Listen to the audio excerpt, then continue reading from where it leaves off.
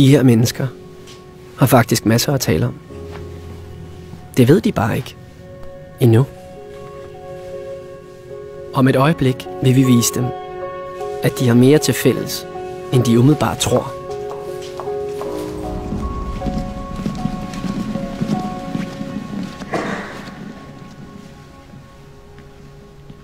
Hej alle sammen. Tak fordi I er kommet. Thomas, vil du stille dig der? Og Aske?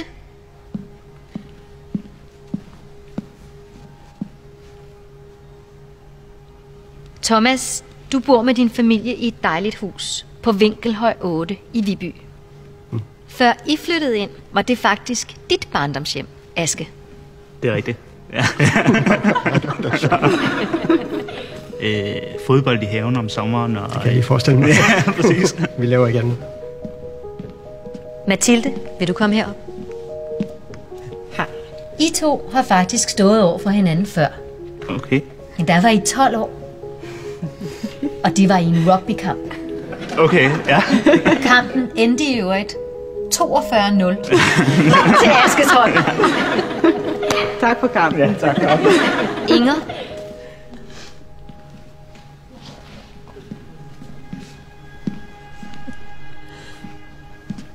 Mathilde, den nat, du kom til verden for 27 år siden på Christiania, var Inger det første menneske, du så. Var du min jordmor? Nå. Det var fint. Kan du huske det?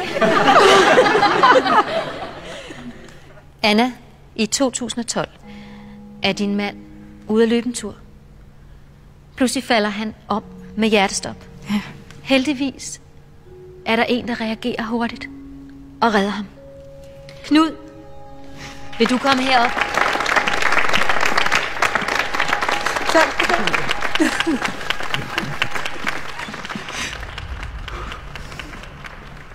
Godt at hilse på dig.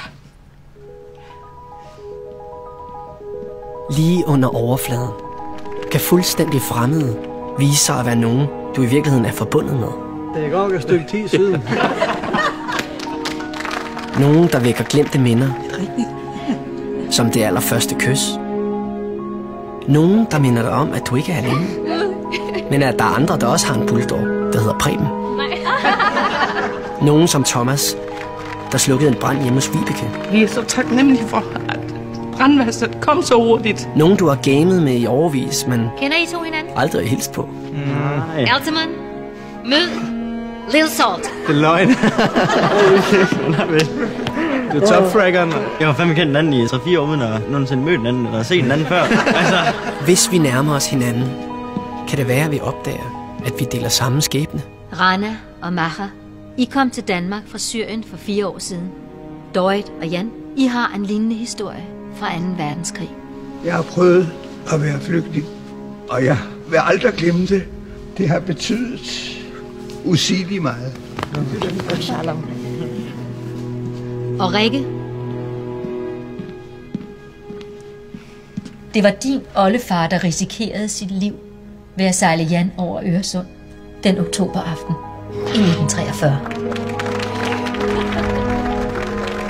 Det er nemt at passe sig selv. Det kræver lidt at passe på fællesskabet. Men er følelsen af at have noget til fælles, noget der binder os sammen, ikke det hele værd? TV2. Alt det vi deler.